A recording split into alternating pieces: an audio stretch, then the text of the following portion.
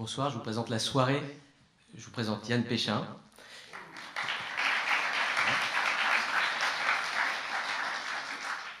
Moi, je suis Mathias Echenay, des éditions La Volte.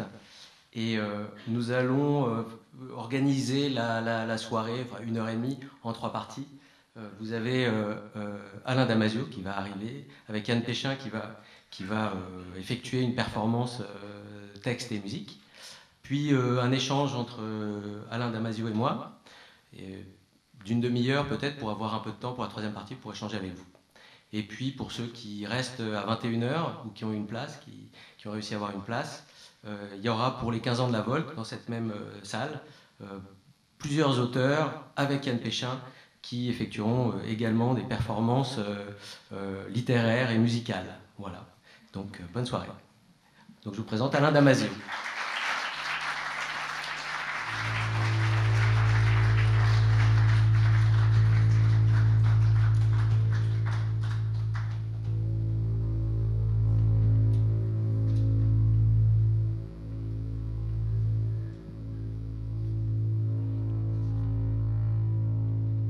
Occident, 2019.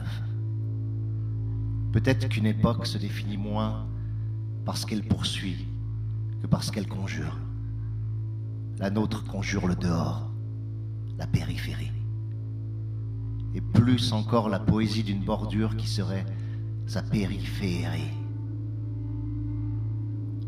Pour notre monde, il ne s'agit même plus de combattre ou d'abattre ce qui n'est pas nous. Il s'agit de le faire nôtre, de le transformer en nous. Le sauvage, la nature, le distant, les semences, l'amour, le gratuit. Rien ne doit rester en dehors du système. Si quelque chose échappe encore à la lisière du géré, il déplie ses tentacules pour le raccorder au réseau qui se veut total.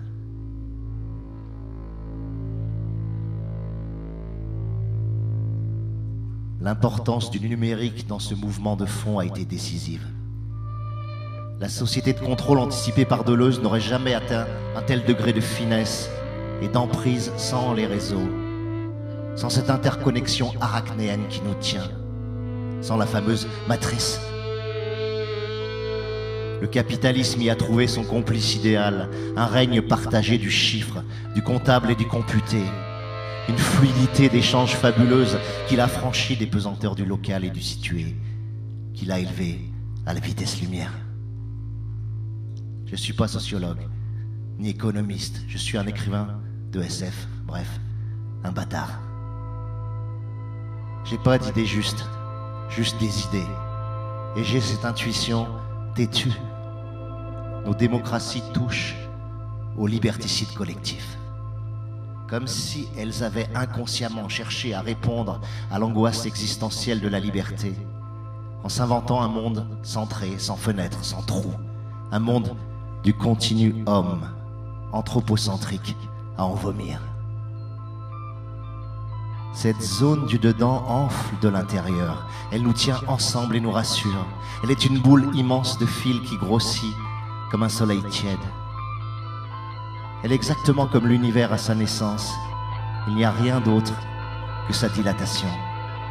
Pas plus d'espace que ce que sa matière occupe. Ce dedans, ce ventre-centre, c'est ça que j'appelle le contrôle. Une façon collective géniale de centres limités et de centres surveillés, de permettre que tout bouge sans que rien n'arrive. Un cosmos mou. En ce sens, la périphérie, ce serait ça. Le hors de prix, le hors norme, l'incontrôlable.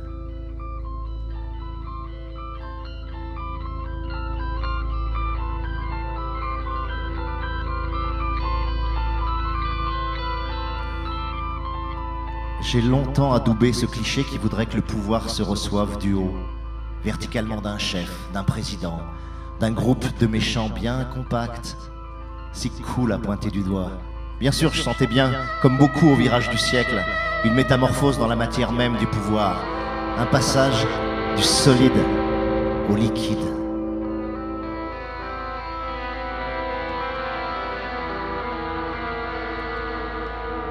Dans un Occident aux autorités titubantes, aux hiérarchies discutables et sapées, dans nos démocraties toujours plus sainement intolérantes à l'arbitraire et à l'imposé, où l'impact des disciplines suscite presque autant de résistance que d'effet, l'aérodynamique du pouvoir nécessitait d'être redesigné pour retrouver ses capacités de pénétration dans l'air des corps et dans l'air des esprits. C'est beau, c'est beau, c'est surtout beaucoup trop facile.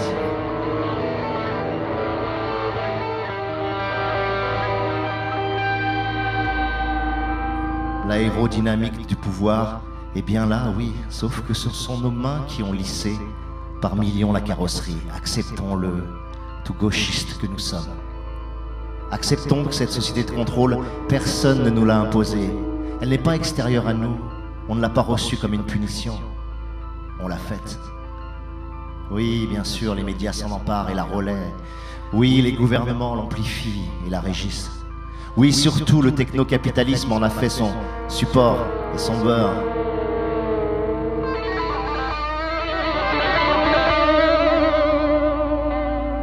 Mais elle est d'abord l'invention propre à nos modes d'être démocratiques. Il est évident que l'individualisme nous isole. Il nous rend fragiles parce que désolidarisés. Parce que sommés d'assurer seul et de choisir seul et de faire face seul. Alors, sans même en avoir conscience, nous cherchons une figure qui pourra nous rassurer. Et nous l'appelons cette figure. Une figure floue qui pourrait veiller sur nous soutenir et nous conforter, qui serait la conjuration de la menace, la bouée de tous les sauvetages, la dissipatrice des fantômes et des brumes, l'empuissanteur. Une attente formulée à mi-mot vers celle qui peut réduire la peur, à celui dont on ne doit pas prononcer le nom. Big Brother, Big Brother, Big Mother plutôt, ou Big Tata, Big Data. Big Mother ne dirige rien et ne trône en haut d'aucune pyramide. Elle est la maternante et la couveuse, la quatrième barque bricolée par notre mythologie digitale, la tisseuse anonyme des technococons emmaillotés de fibres optiques qui pendent comme des sacs de chenilles aux branches du capital. Et qu'aucun printemps n'arrive, pour l'instant, à déchirer. Instagram, piqué, piqué, tweet infâme, bouquet, bouquet, ragafame, Instagram.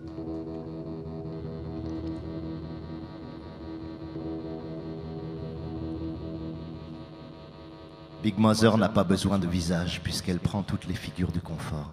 Elle n'a même pas besoin de nom puisque chacun l'appelle par son prénom dans l'intimité du noir et de la peur des autres. Big Mother is washing you. Elle te lave l'altérité plus blanc que blanc et te nettoie le pas de chez toi.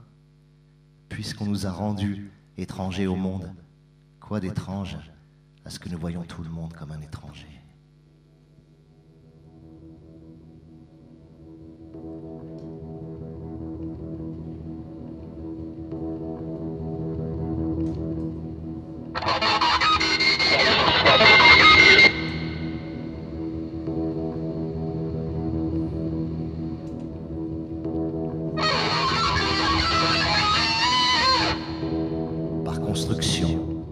Le contrôle est toujours circulaire, il est tout autant inter qu'intra-contrôle. Inter-contrôle, d'abord. Un contrôle réciproque et croisé, d'égal à égal, imposé et reçu, cybernétique et bouclé.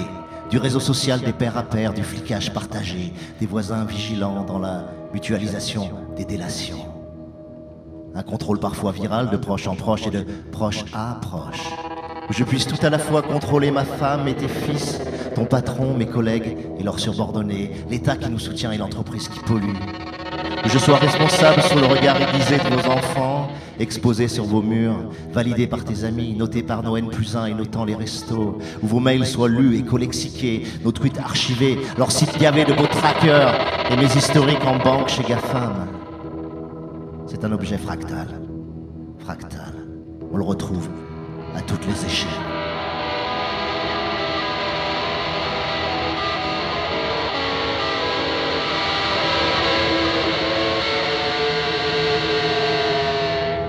L'agent de la NSA qui check à distance le répondeur de sa petite amie.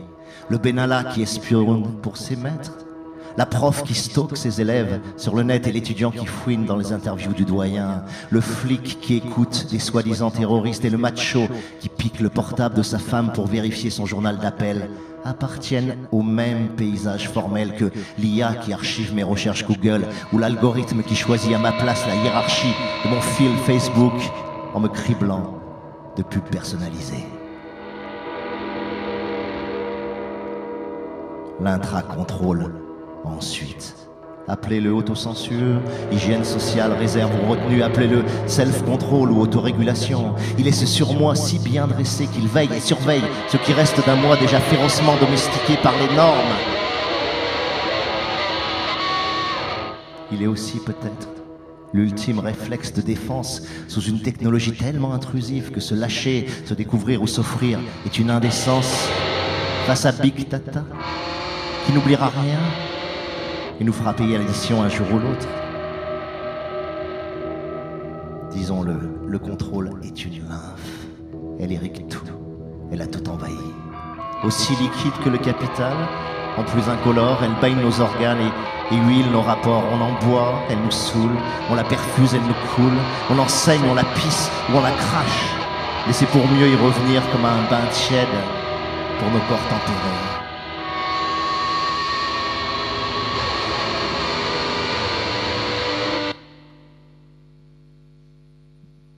Au fond, qu'est-ce qu'il veut, celui qui veut le contrôle? Il veut réduire l'incertitude et conjurer ses peurs. Il veut apprivoiser un univers qui lui échappe et gérer un environnement qui flue.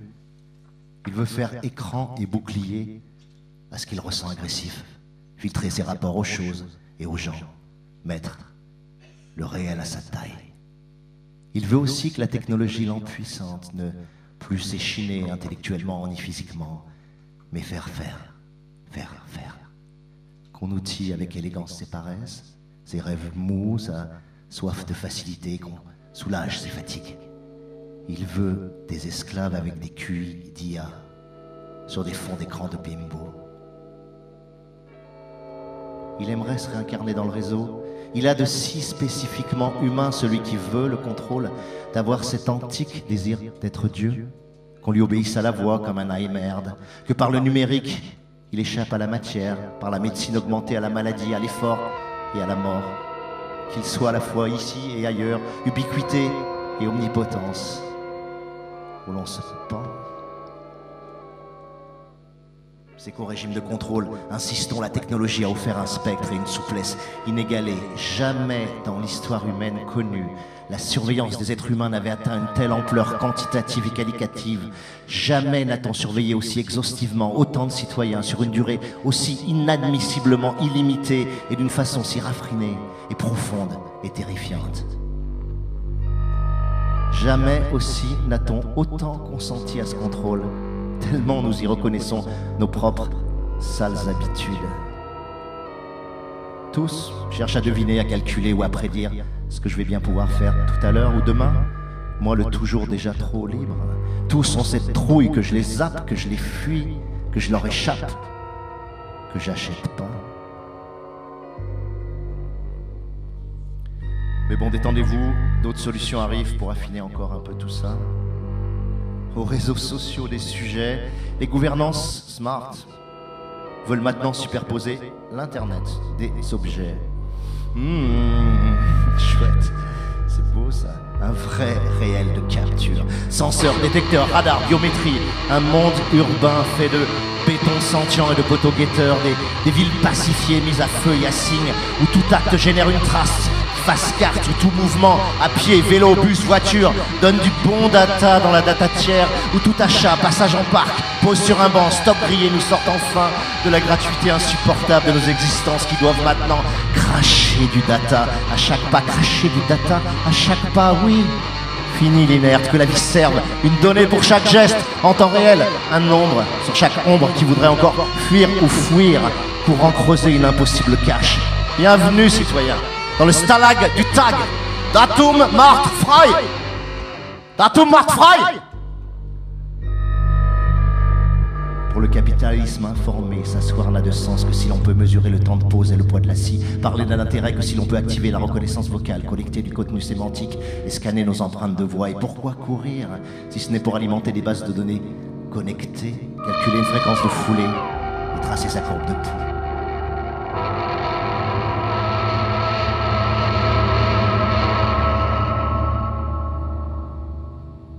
Vivre connecté a donc cette utilité évidente. Alimenter les banques de données profileuses des GAFA reines, ces banques qui stockent et revendent avec des marges torrentielles. Le nouvel ordre de ce capitalisme. Nos comportements. Un capitalisme qui n'est plus de production depuis longtemps, mais de séduction. Par l'économie de l'attention et de conduction. Par le marketing viral, la mémétique, la normalisation des désirs. Mais surtout, un capitalisme d'induction, c'est-à-dire tout à la fois de suggestion et de suggestion. Design de la dépendance, nudge, boucle dopaminique. Ne jamais rien imposer, jamais induire.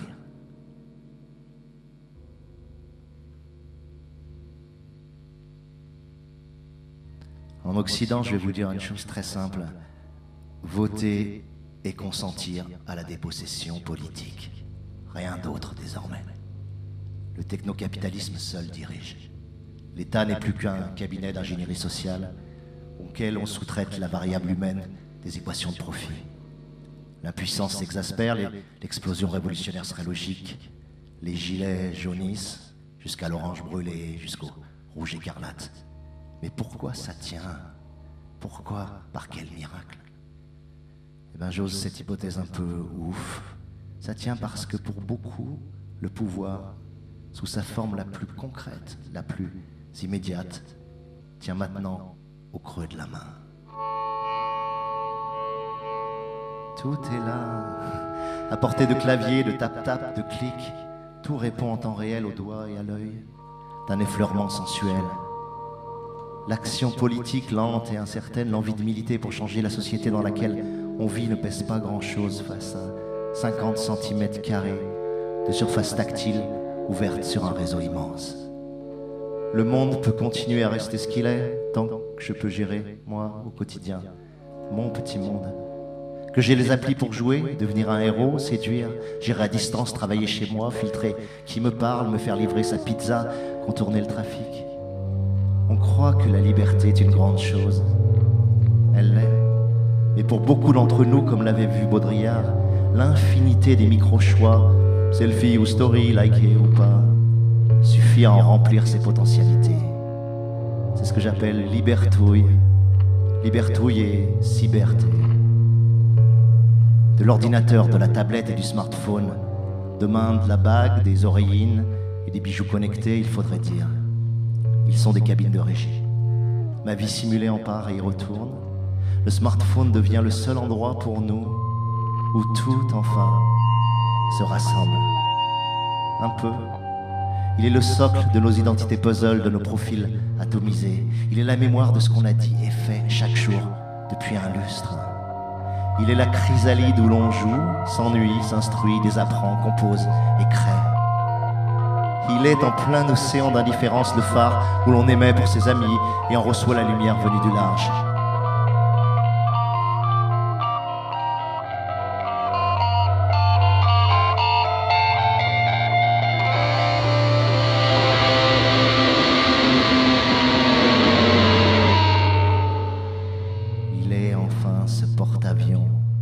Où nos histoires d'amour décollent et se crachent.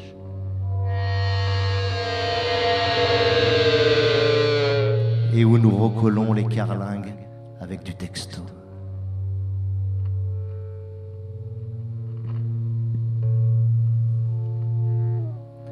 Alors tout est cuit, hein?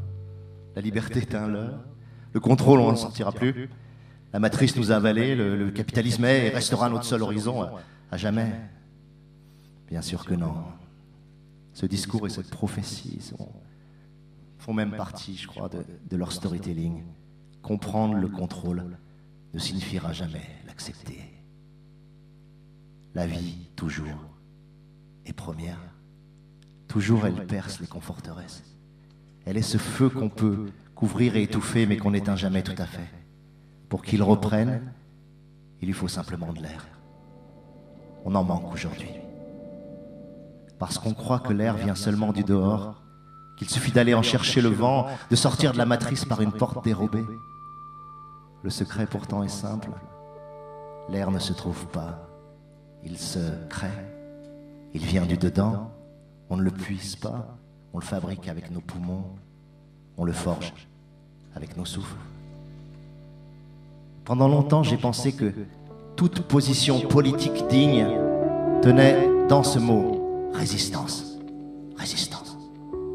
Aujourd'hui, je dirais plutôt puissance. Pas au sens de pouvoir ou d'autorité, c'est même rigoureusement l'inverse, puisque le pouvoir n'a jamais été à mes yeux que du désir qui tétanise.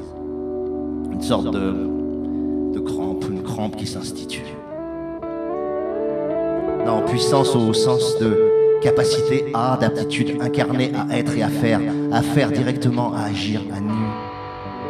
Ni délégations aux élus, ni médiation, ni sous-traitance à nos machines amies. Puissance de vivre avec une boule de soleil à 1,75 m de haut entre les deux omoplates. Puissance donc au sens de Spinoza évidemment et de Nietzsche, au sens de Deleuze perché sur leurs épaules. Puissance de persévérer dans son être, d'aller au bout de ce qu'on peut, de ne plus être coupé de ce qu'on peut.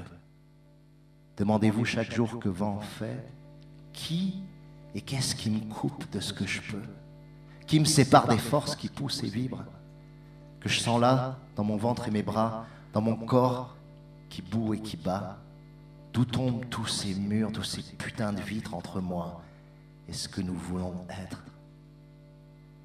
Du pouvoir capitaliste, un pouvoir tout autant matériel que mental. Disons ceci. Le capitalisme est ce qui coupe le désir de ce qu'il peut, en le dégradant en besoin. Il est ce qui produit industriellement le manque comme pulsion absurde à le combler. Il est ce logiciel qui simule les ciels et qui nous casse la nuque pour que nous bavions d'envie en regardant les clouds. Attaquer l'époque au nom d'un ciel plus rouge ou plus bleu ou plus jaune, qui serait la révolution, c'est mimer à notre tour ce manque.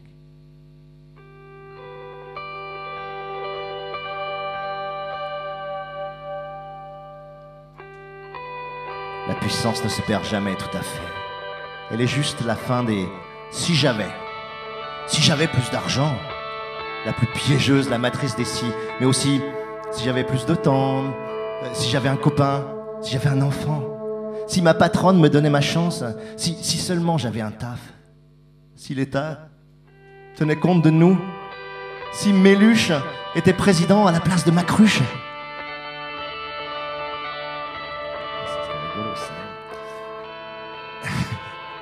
Chaque fois qu'on demande à quelque chose ou à quelqu'un qui ne dépend pas de nous et de nos forces de réaliser ce qu'on ne fait pas nous-mêmes directement, alors on est déjà foutus, ils ont déjà gagné. Eux, les gestionnaires du manque. La plénitude, elle se cueille à l'endroit où tu vis, avec les gens que tu côtoies, parce qu'il y a de liberté qu'en situation, qu'inscrit et situé, qu'articulé aux autres. Les fameux liens qui libèrent.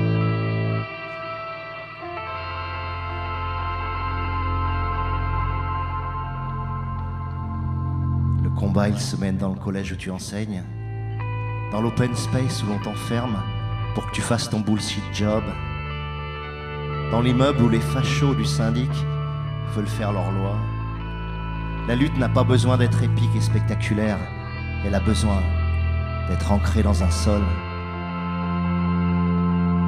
Le combat, il se mène les pieds sur le carrelage du supermarché où la musaque t'anesthésie, la main sur la barre du caddie, sur un rond-point où nous bloquons les flux pour suspendre le temps et réinventer le partage hors de la bulle de nos pare-brises.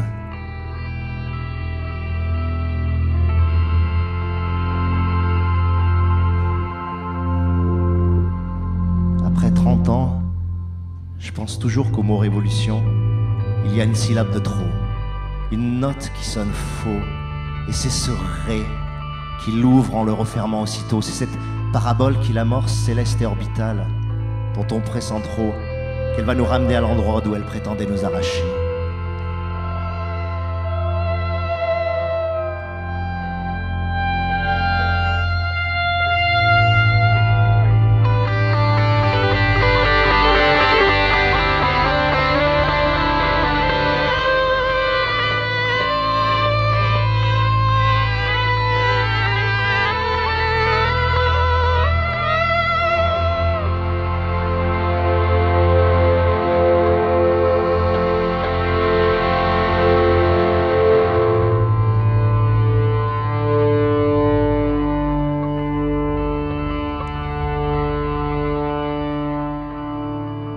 Il y a aussi trop de rêves dans Révolution. C'est trop loin tout ça.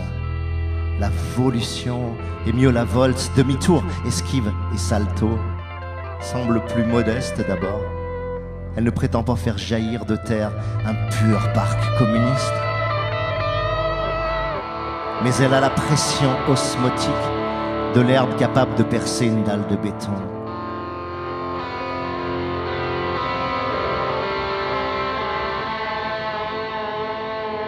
Elle est la poussée de vie qui se rémunère elle-même par la joie d'agir.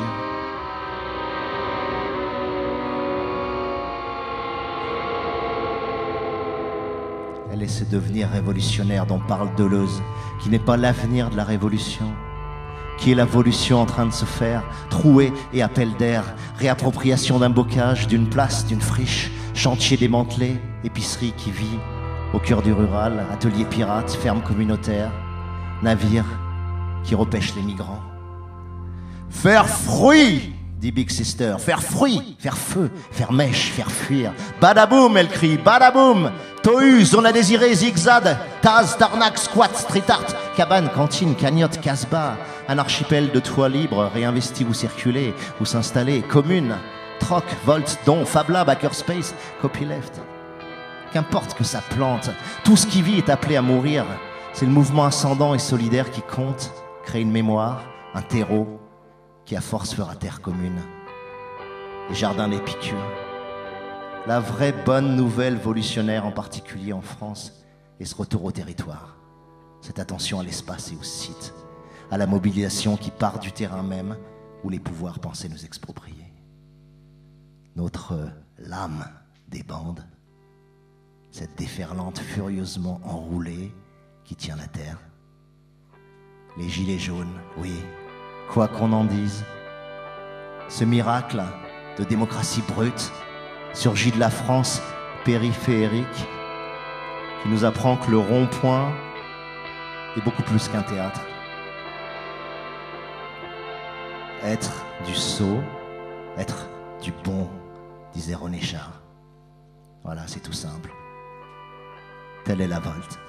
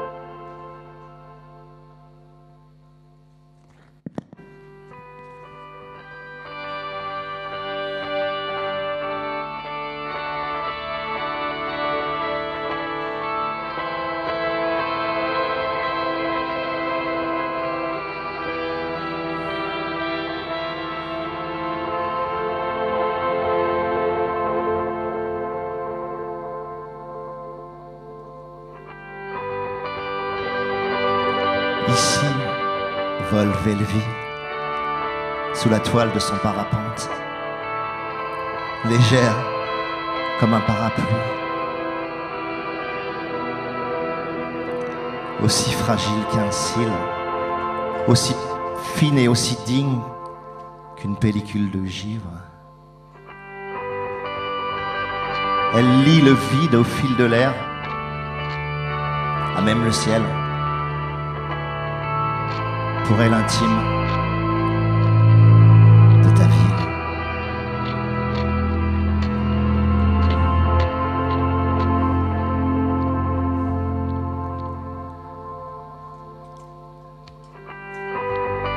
Ici vole Velvi, une fille de la céleste. Ici elle file et fuit entre le ziste et le zeste.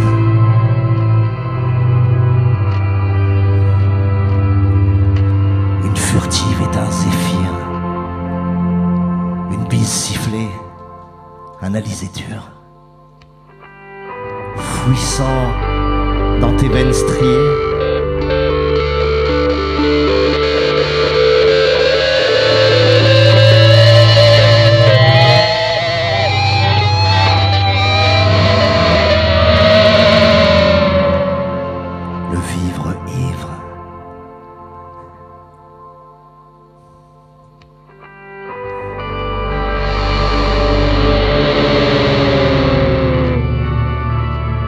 Vertige de filer l'air comme du lin, d'en tisser les brins, les plumes, le crin fertile.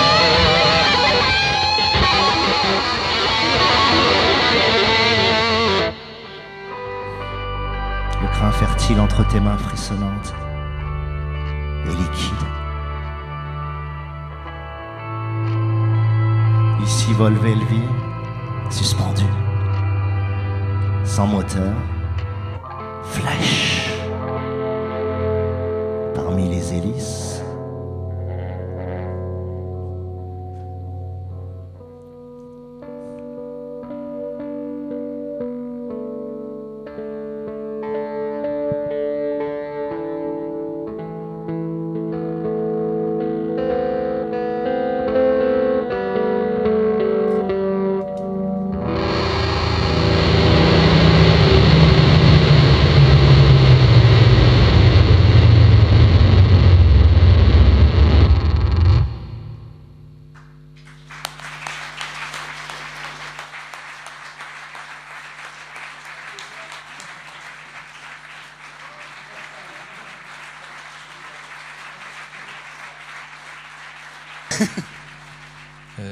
Le dernier morceau, c'est la première fois qu'il le joue en public. C'est un morceau de l'album tiré des Furtifs. On en parlera un petit peu après. Voilà, c'était la première. Moi, j'ai bouffé un paragraphe entier, mais c'est pas grave. Bon. J'ai voulu essayer de me rappeler. Il y a 3 lignes à se souvenir et j'arrive même pas à les apprendre. Parce que c'est pas toi qui les as écrites, c'est ça, les lignes? Ouais, c'est ça. J'ai un parolier, du coup. On va parler... alors, déjà, tout simplement, je vais parler un petit peu de toi. Enfin, on peut se présenter, en fait. Moi, je vais parler de toi. Tu peux parler de moi. Et donc, juste pour la petite histoire, pour ceux qui ne connaissent pas, c'est qu'on s'est rencontrés il y a assez longtemps. Moi, je ne sais plus exactement, mais ça doit être 1993. Attends, bien avant, c'était 86 ou 87. Ouais. Ah oui, on s'est croisés, bon, d'accord, et à Lyon. Et ensuite 93 ou 92, j'ai vu dans une soirée le copain d'un copain, donc Alain, qui est arrivé et qui m'a parlé de son livre qu'il écrivait. Il m'a parlé que de Deleuze, Derrida.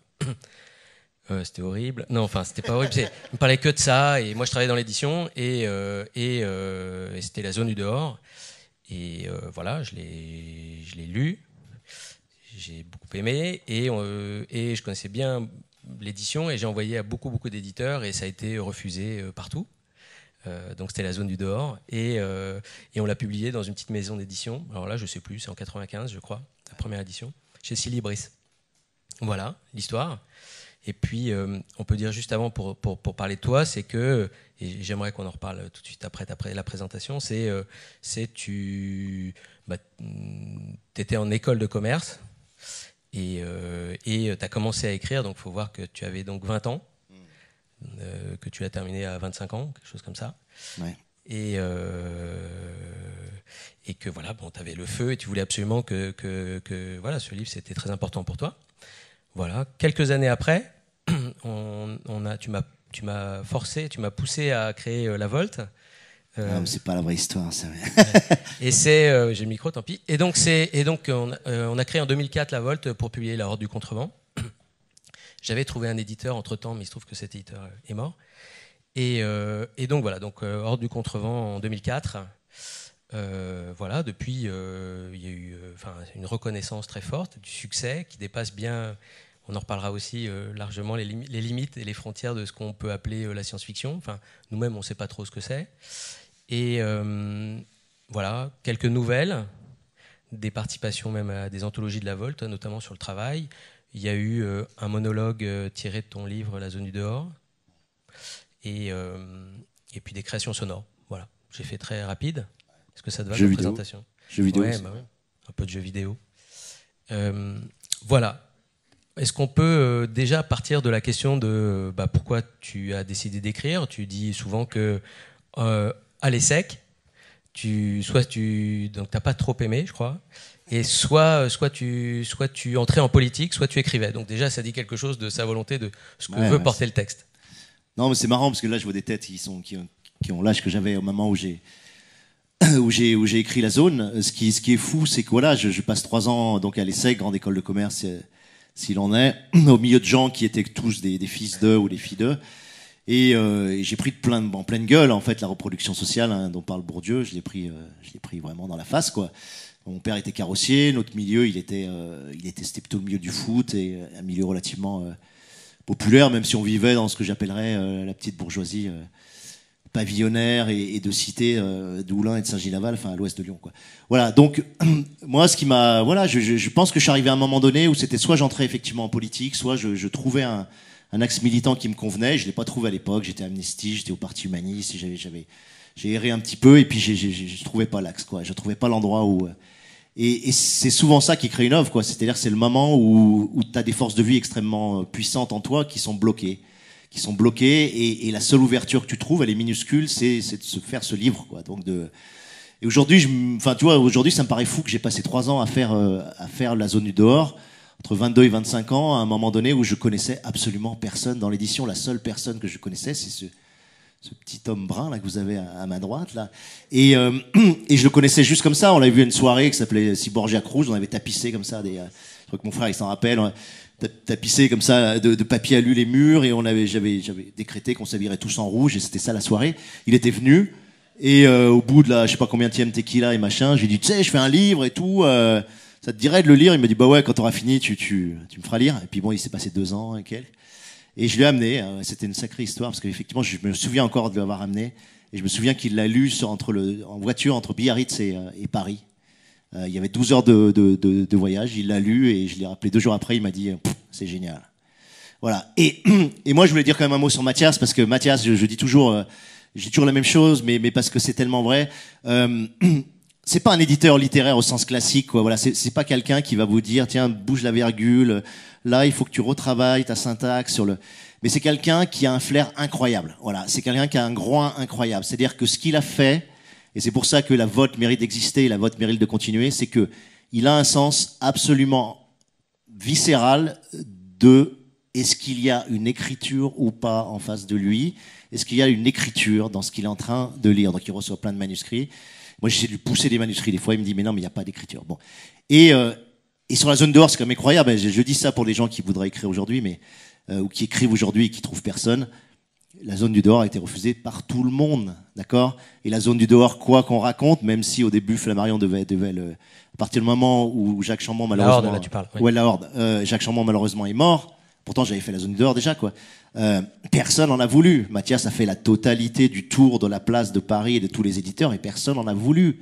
Voilà, sur un bouquin qui maintenant, voilà, effectivement, est devenu une sorte de. Je sais pas, on a passé les 250 000 exemplaires ou je sais pas quoi.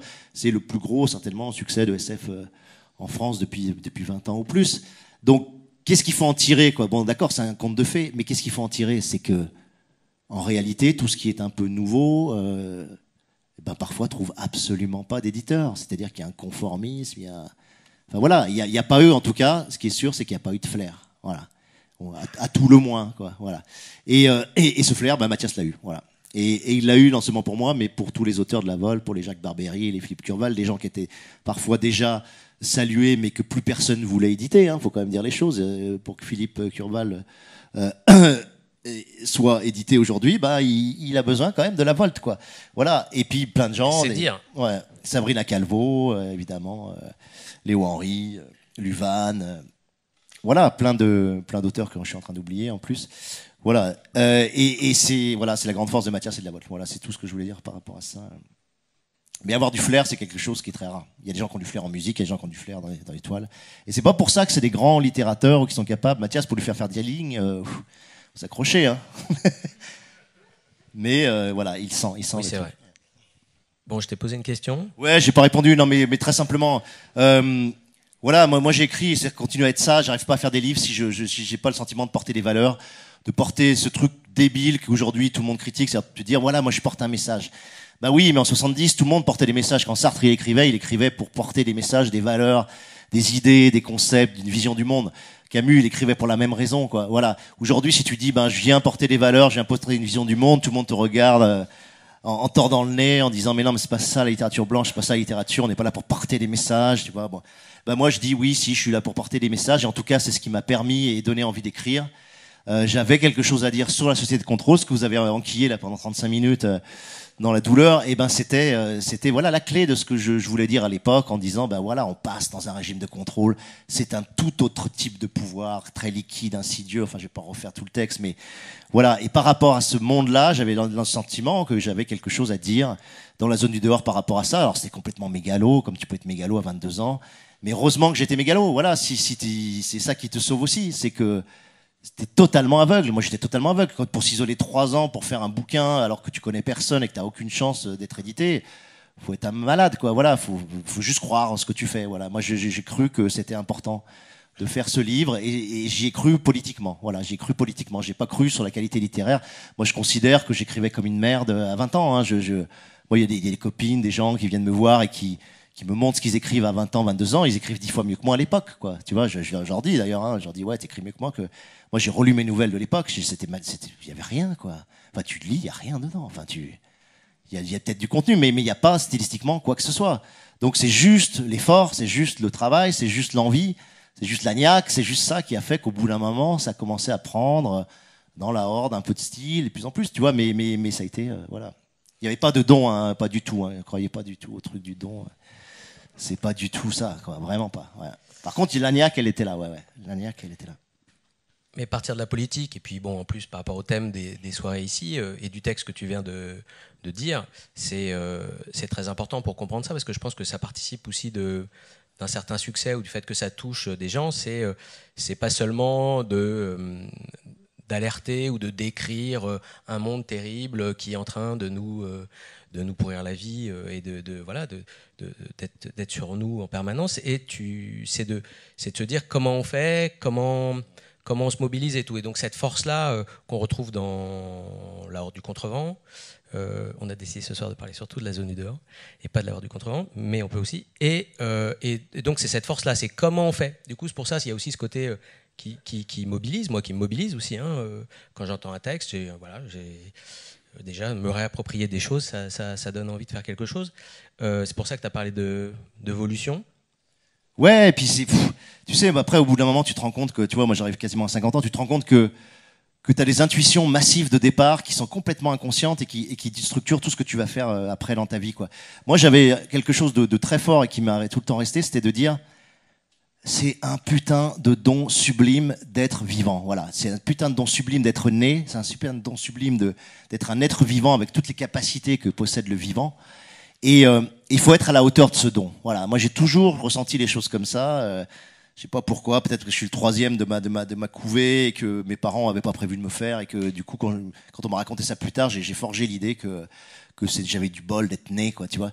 Et j'ai du bol, voilà, d'être né, j'ai du bol d'être vivant, et je trouve que dans le monde dans lequel on vit, quelle que soit sa dureté, quelle que soit surtout sa malice, quoi, surtout son vice, c'est un monde extrêmement insidieux et vicieux. ce monde-là permet quand même de faire des choses incroyables. Et donc, moi, je suis pas du tout doué pour le pessimisme, je suis pas du tout doué pour l'autoflagellation, je suis pas du tout doué pour les passions tristes, je suis pas du tout doué pour la rancœur, le ressentiment, la mauvaise conscience, l'idéal ascétique et toutes ces valeurs que décrit et décrypte Nietzsche extrêmement bien et qui condamne comme étant justement le triomphe des forces réactives. Donc moi, ça a été, voilà, c'est vrai que Deleuze a été clé à mon âge et Nietzsche aussi. C'est-à-dire que c'est le moment où j'ai compris que les forces réactives, c'était pas pour moi, qu'il fallait pas que je me complaise là-dedans et que mon champ, il était. Donc du coup, dès que je m'attaque à la société, etc. Bah oui, c'est pour la changer, c'est pour la modifier, c'est pour la transformer. C'est dans l'idée que on peut avoir du poids, on peut faire des choses, on peut et que voilà et que le point de fuite, le point d'horizon, c'est le vivant, quoi. C'est ce que le vivant peut, quoi. Donc ça donne les furtifs, ça donne la zone du dehors. Mais il y a une sorte d'étagement, quoi. C'est-à-dire que c'est vrai que la zone du dehors, c'est comment libérer les forces de vie partout où on les emprisonne. Voilà, c'est ça, si on veut faire un pitch en 2 secondes, quoi. Où partout on les édulcore, les anesthésie, les délave, les rogne, etc. Comment relibérer ces forces de vie. Voilà. Mais c'est encore arc-bouté, j'ai envie de dire, à une sorte de lutte où je marque-boute contre un système, quoi. Et puis ça vrille, l'ordre du contrevent est déjà complètement autre chose. On est déjà sur l'expression d'une vision du monde, du vif, etc. Et puis les furtifs, on revient à l'articulation entre le combat et l'accomplissement par la furtivité, quoi. Voilà, ça, on en parlera un peu, mais effectivement, donc Deleuze, Nietzsche, toujours et Spinoza. Mais tu as lu d'autres choses. En revanche, je voudrais juste rapidement revenir sur la science-fiction, parce que c'est vrai que j'ai souvent l'impression de me heurter à des murs, que ce soit dans les médias ou enfin, les différents médiateurs des qu'on dit science-fiction. Pendant 10 ans, en fait, j'ai évité de dire que c'était de la science-fiction. Ce que je voulais dire, mais c'est de la littérature. Parce que j'ai toujours l'impression que la littérature, c'est pas de la science-fiction. Enfin, plutôt le contraire, la science-fiction n'est pas de la littérature. Et donc, maintenant, on l'affirme, tout en sachant pas exactement ce que c'est. Et donc, voilà, moi, j'aimerais bien que tu dises publiquement pourquoi tu as recours à la science-fiction et pourquoi, du coup, tu en lisais pas énormément. Enfin, tu en avais lu quelques-uns, mais... Non, mais j'en lis très peu aujourd'hui. Et toujours, pas beaucoup, d'ailleurs. Mais donc, voilà, pourquoi le recours à la science-fiction, justement? En fait, pour moi, c'est vraiment simple à 1000%, quoi. C'est vraiment... c'est tout simplement de tous les genres possibles le plus libre. Voilà, le plus ample, le plus libre, le plus ouvert. Celui qui permet absolument tout. Voilà, qui permet tout d'un point de vue narratif, qui permet tout d'un point de vue syntaxique, qui permet tout d'un point de vue thème, contenu, concept, vision de la réalité, délire, anticipation. Donc c'est le champ dans lequel, si vous faites du thriller, tu vois, c'est très con, mais le thriller, il y a quand même un certain nombre de codes ou de prérequis. Le thriller, il vous faut un cadavre, il vous faut un mort, il vous faut, voilà, il y a certaines conditions, il y a certaines limites que pose le genre, quoi. Voilà. Et par contre, la SF, non. Voilà. Et la deuxième chose, c'est que c'est vraiment le genre spéculatif par excellence. C'est-à-dire que c'est celui qui permet de mettre en place des concepts, de réaliser les concepts, de les mettre en scène, en récit. Si vous dites, voilà, moi, la zone d'or, c'est je veux mettre en récit et en scène la société de contrôle en 2084. Je veux que le lecteur, il entre dans cette société, qu'il vive à l'intérieur de cette société, qu'il se batte à travers cette société, à travers la Volte. C'est ça que je veux incarner, faire vivre.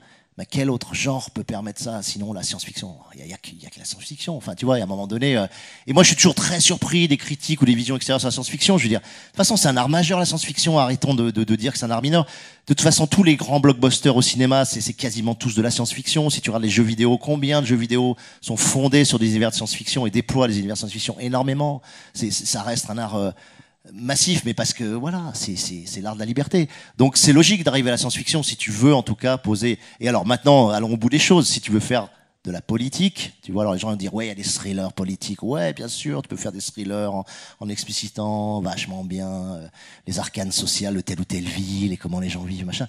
Mais quand même, politiquement, si tu veux faire de l'anticipation politique, qu'est-ce que tu veux faire d'autre que de la science-fiction? Enfin. Moi, le problème, c'est plutôt de me dire pourquoi les gens, ils en font pas plus et pourquoi c'est pas plus central dans ce qui est fait. Voilà, c'est tout. Moi, ça me paraît tellement un outil extraordinaire que c'est plutôt les autres que je comprends pas, en fait, tu vois. C'est plutôt. On leur demandera. Qu'est-ce que j'ai entendu donc dans la promotion de Houellebecq? J'arrive pas à avoir un avis sur Houellebecq en passant, mais bon, c'est pas pour parler de lui, qui dit que le seul genre littéraire, art littéraire digne du XXe siècle, c'est la science-fiction. Bon, maintenant. Libre à lui, hein, on a déjà nos propres convictions, elles suffisent. Oui.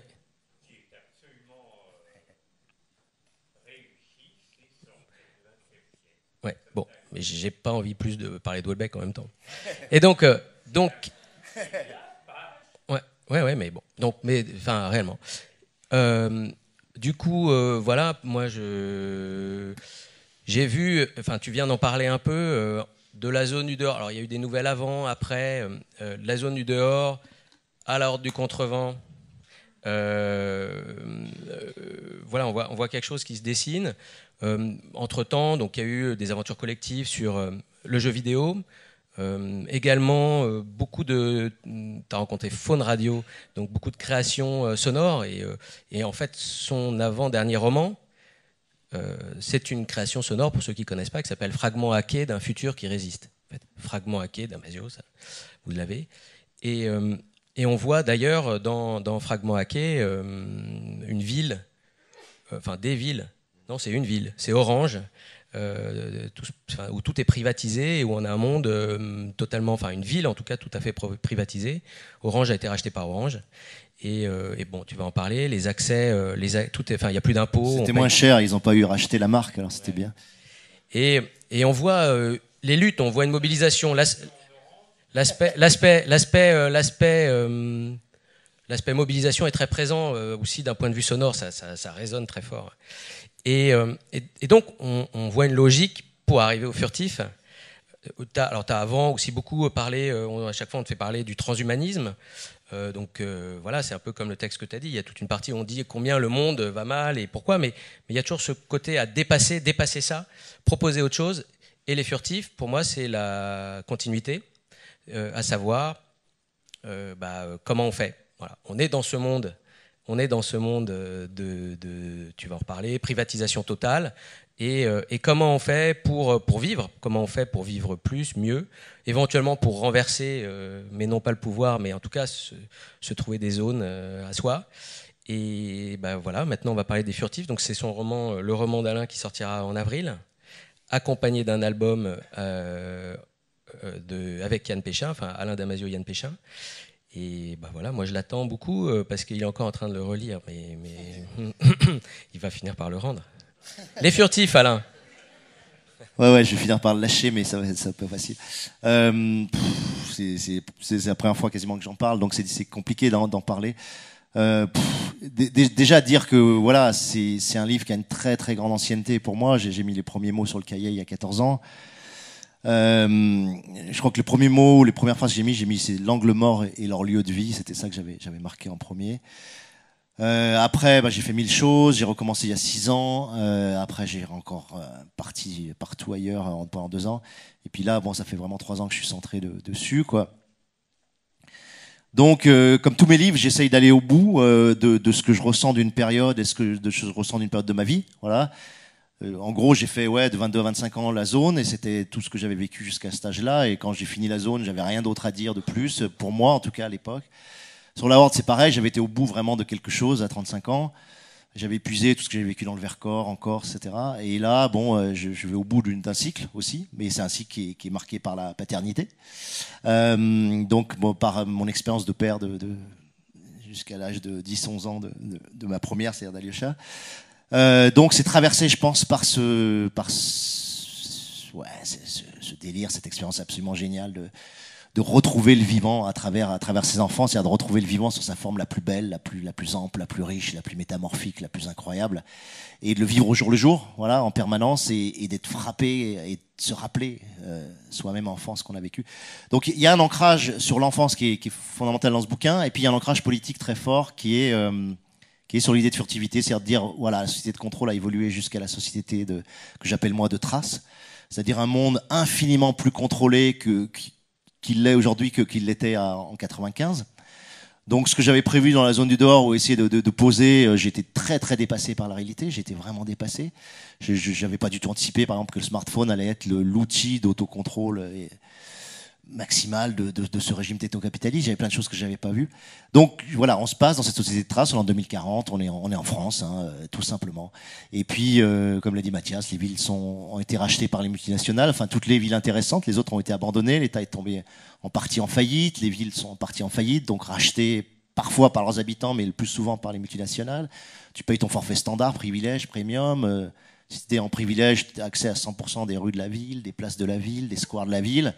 Mais si tu es à le forfait standard, tu n'as plus accès qu'à environ 50% des rues, des squares, etc. Donc tu tapes des squares bondés de gamins, tu tapes les rues complètement embouteillées. Et tu fais des fois des détours incroyables pour passer d'un... Donc c'est une ville zonée, c'est une ville... mais c'est ce que je vois à Marseille tous les jours. C'est l'anticipation tellement proche que c'est déjà le réel. Et puis, et dans ce monde-là, voilà, ce qui est clé dans ce monde-là, c'est qu'il y a pour moi des êtres qui s'appellent les furtifs, qui vivent parmi nous, qui sont logés dans l'angle mort donc de la vision humaine, qui ont cette faculté à se loger partout où tu regardes pas, en tout cas là où tu regardes jamais. Et ces êtres-là, c'est une espèce d'incarnation de la vitalité la plus absolue pour moi, c'est-à-dire autopoïèse, autoréparation, autodéveloppement, métamorphose permanente avec l'environnement, capacité d'intuition, vitesse, intensité, etc.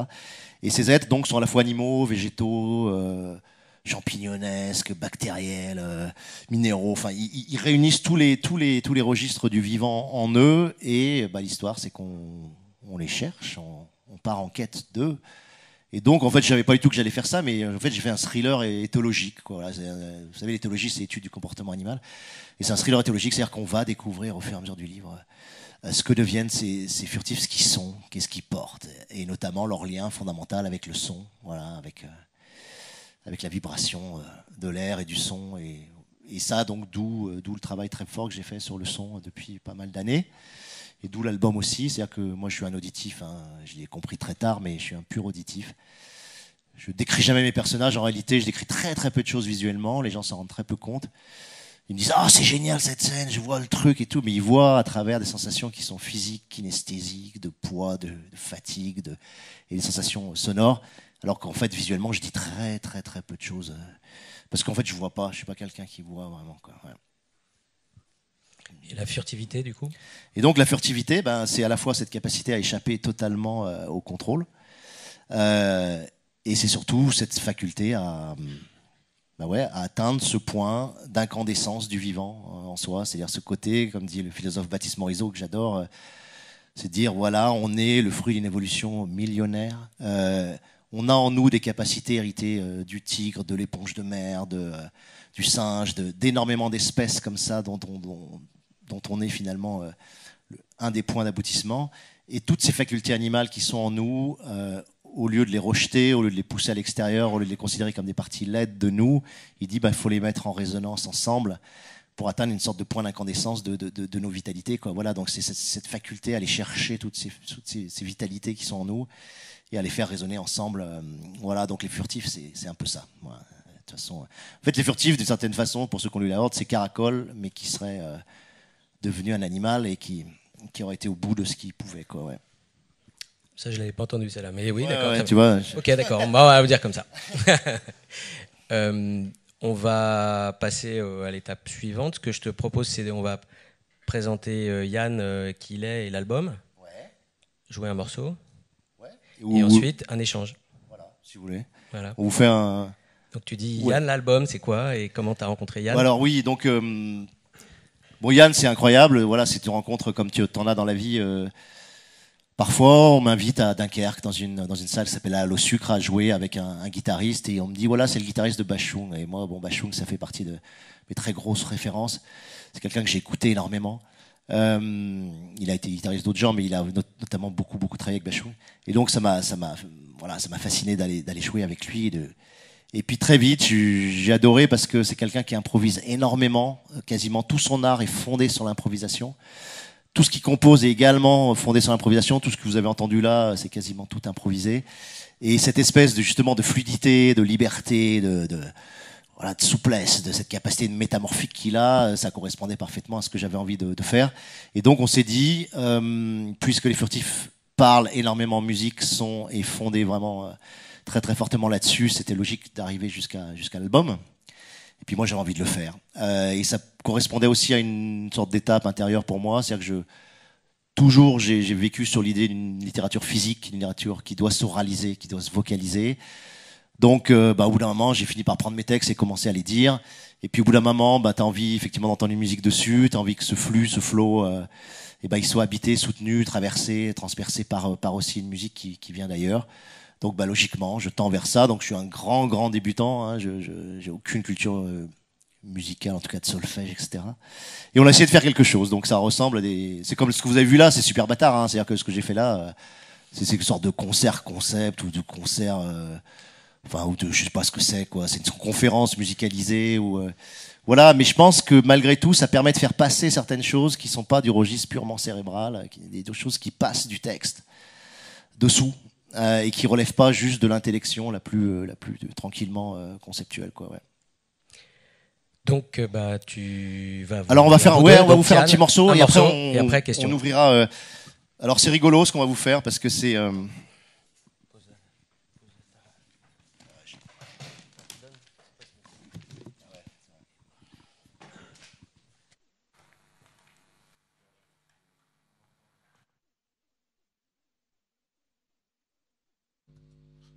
Trop refroidi là, non ça. Juste un petit mot pour ce que vous allez entendre. C'est bon, c'est gros spoil hein, quand même parce que c'est au chapitre 22 du livre, c'est le dernier chapitre. Donc là, vous êtes mal barré quand même. Mais bon, voilà, ça, on n'explique pas même pas trop de choses. En fait, c'est le dernier paragraphe. Non, je rigole.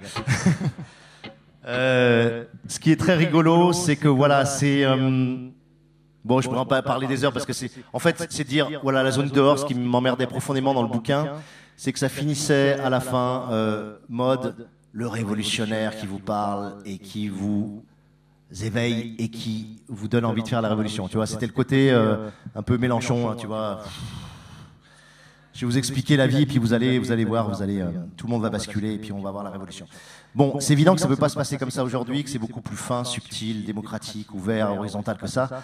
Et que donc si révolution il y a, ça sera une évolution, et si évolution il y a, ça sera une évolution plurielle, éclatée, de plein de petits segments, de plein de petites transformations, basculements, dans la vie des gens, dans leur quotidien, dans leur façon d'envisager le monde. Donc, c'est un délire là-dessus. Dans le bouquin, il y a au moins 30 jours, ou plus de 30 jours, c'est 1er mars, 2 mars, 3 mars, etc. Et chaque jour, il y a une sorte de micro-révolution, de micro-transformation qui se met en place. Et là, j'ai fait une sorte de pot pourri, on peut dire ça, non, de pléiade, voilà. De ça, donc vous allez voir. Et puis c'est un petit hommage à Nuit debout. On a beaucoup craché sur Nuit debout après coup. Je trouve ça un peu sale d'avoir fait ça quand même. Moi j'adore autant la ZAD que ce qui a pu se passer à Nuit debout ou les Gilets jaunes. Donc vous savez, Nuit debout, c'était, on s'arrêtait pas au 31 mars, on continuait 32 mars, 33 mars, 34 mars. Bon là c'est un peu ça, vous allez voir. Bon allez, j'arrête de baratiner parce que si à chaque titre il fallait faire ça, c'est pas très concert comme truc.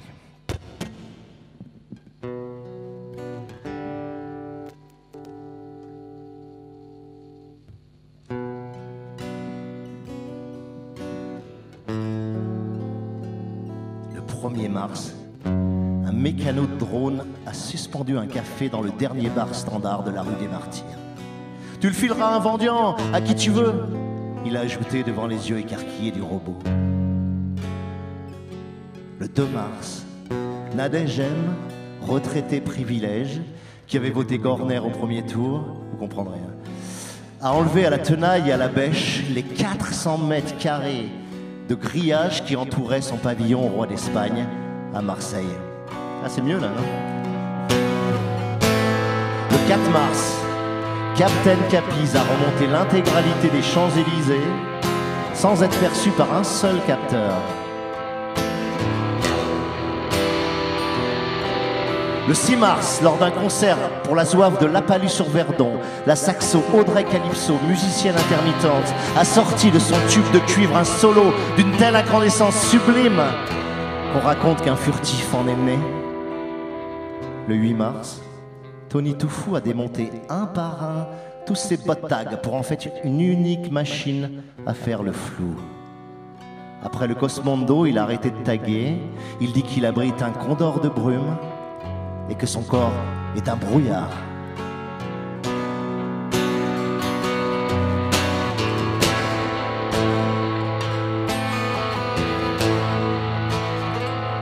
Le 9 mars, Christian A, viticulteur premium, a stoppé son tracteur en haut de la colline de Benasson. Il avait cru voir une belette passer sous ses roues. Il est descendu, a vérifié son pneu, puis il a levé la tête pour contempler la Drôme d'un verre translucide qui coulait au loin sur son lit de galets. Et sans raison apparente, il a décidé qu'il vendrait désormais son vin à prix libre. Le 11 mars, Bruno R. a coupé sa réhule, jeté ses disques rétiniens aux toilettes et tiré la chasse. Il a pris sa bague, l'a fait fondre dans la braise de son barbecue 2 jours durant, avant de la reforger à la main comme il a pu. Puis il l'a offerte à son amoureuse en la demandant en mariage. Le 13 mars, Nantes est officiellement devenue la première vague ville autogouvernée de France. Après 3 ans de guérilla intense, elle a été rachetée à Sivines par ses habitants. À ce jour, Brest, Rennes, Vienne, Nanterre, Orange, Alès et Marseille sont en passe de basculer aussi. Les multinationales, de leur côté, semblent au creux de la vague. Le 15 mars, un collectif moudjik a semé des milliers de graines d'amarante dans les champs de soja transgéniques de la Beauce. Le 16 mars, un quadragénaire victime d'un AVC a vu quelques minutes un furtif se lever sous le plafond de la salle d'opération. Le 17 mars, Ner a éteint ses scanners pendant 27 minutes. Le 19 mars, Vasco est devenu un dauphin au large de l'archipel du Riou. Enfin, c'est lui qui le dit, hein.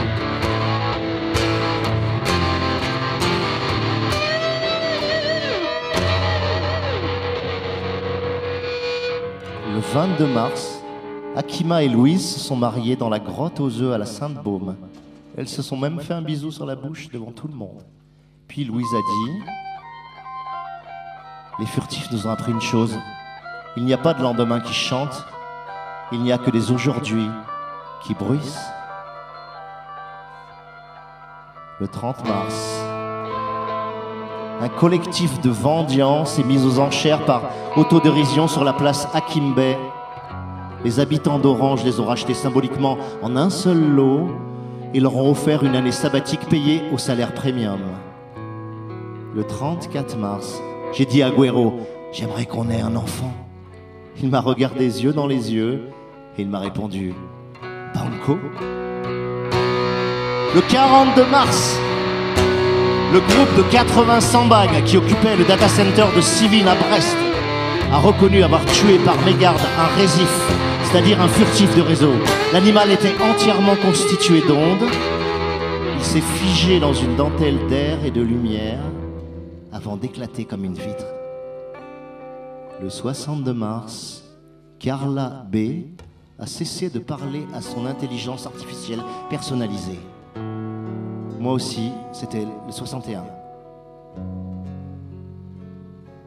Le 106 mars, le 1000e doudou vivant a été certifié par l'Office informel des enfants crédibles.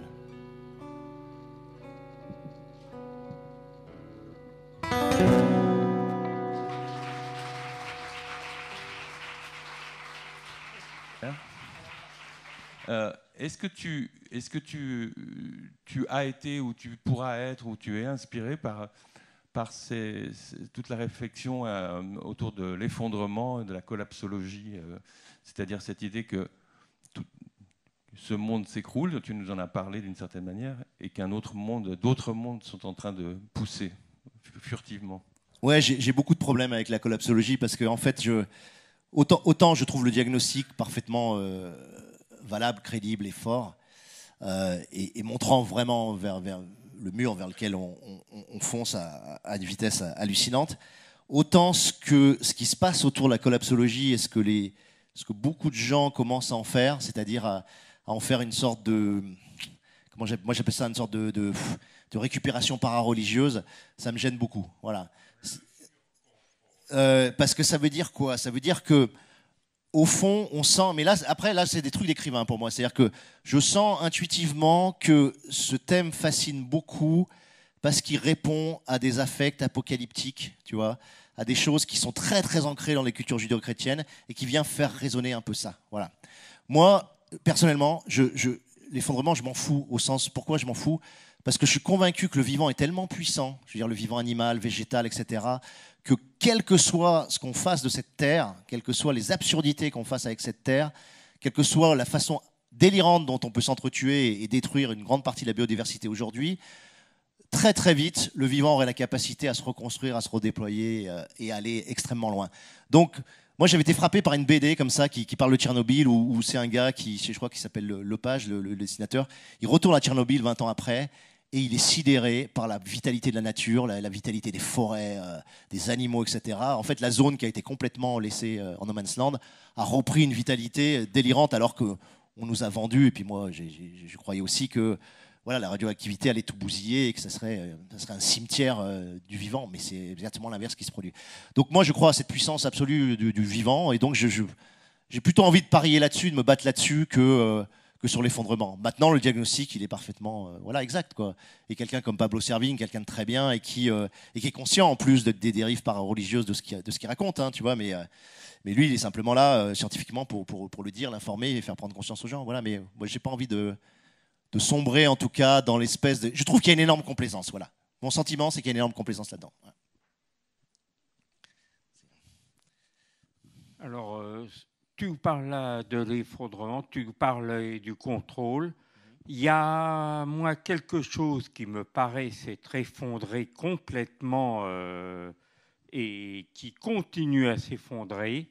C'est le caractère social de l'espèce humaine, le fait de chercher des règles en commun. Toute cette vitalité à laquelle tu fais appel, c'est une vitalité individuelle.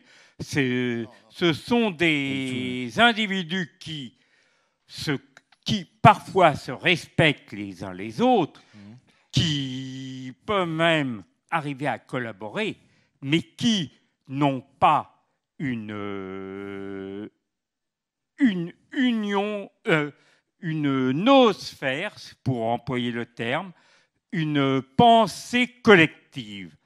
Et quand tu nous parlais du contrôle tout à l'heure, c'est aussi un contrôle d'individus, des individus qui veulent pas être contrôlés par d'autres, mais l'idée qu'il puisse y avoir un contrôle collectif, un véritable contrôle collectif, c'est-à-dire une pensée élaborée par tous, je l'ai trouvée totalement absente de tout ce que tu as dit. Ouais, alors, je pense pas vraiment saisi tout le texte. Et puis le texte, effectivement, est assez fermé sur une critique. Hein, c'est un manifeste contre, là, que j'avais repris. Bon, dans Les Furtifs, c'est beaucoup mieux expliqué, peut-être. Bon, c'est évident que voilà, la vitalité, elle est parfaitement et entièrement corrélée au lien, quoi, à la capacité de lien et à la capacité à faire les choses collectivement. Et même dans le vivant, les espèces qui sont les plus résilientes sont des espèces qui sont liées et corrélées aux autres espèces. Et on l'a vu, on l'a prouvé, etc. Plein d'études l'ont fait, que la coopération dans le monde animal était beaucoup plus forte et fréquente que la compétition qu'on essaye de nous faire croire qu'en mettant la loi de la jungle et la loi naturelle. Non, bien sûr, moi je le dis dans le texte quand même un peu, quoi. Voilà, la clé, c'est les liens qui libèrent. C'est les liens qui libèrent, c'est-à-dire c'est la capacité à réarticuler du collectif. Mais justement, le contrôle, pour moi, c'est quoi? C'est cette faculté qu'ils ont à essayer de nous entourer ou nous engluer dans un technococon dans lequel on est globalement bien, parce qu'on est globalement bien à l'intérieur, et qu'une fois qu'on est bien individualisé, bien dans notre bulle, bien dans notre technococon, ben c'est facile de diriger ou d'aimanter des petites particules moléculaires comme ça. Et donc, on est des grappes. Moi, je dis toujours cette image que je la trouve très juste. C'est-à-dire qu'on est une grappe, c'est-à-dire qu'on est tous dans notre grain de raisin, comme ça, dans le grain de raisin. Et on est articulé à une rafle. Vous savez, la rafle, c'est ce qui relie les grains sur le raisin. Mais la rafle, ben, c'est les réseaux, quoi. Évidemment, c'est les GAFA et tout ça.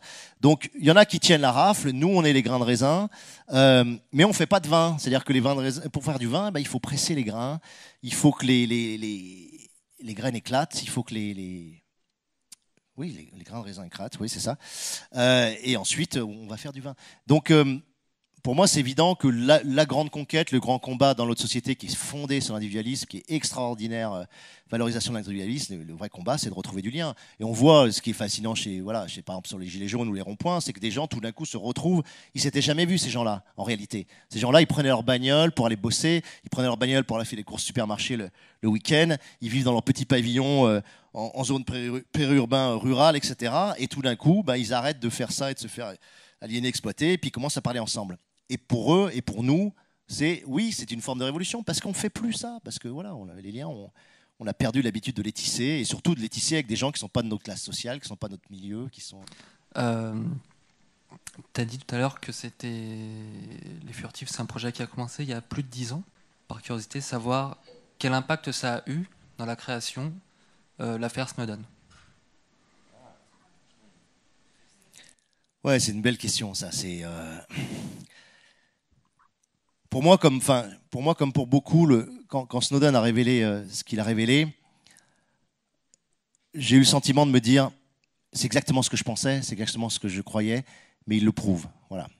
Et bien que comme tout le monde, j'ai dit oui, je savais. En fait, ce qu'il a révélé était d'une ampleur tellement gigantesque, tellement titanesque, que c'était beaucoup plus grave, beaucoup plus profond, beaucoup plus intrusif, beaucoup plus vaste que ce que j'avais et ce qu'on avait pu croire.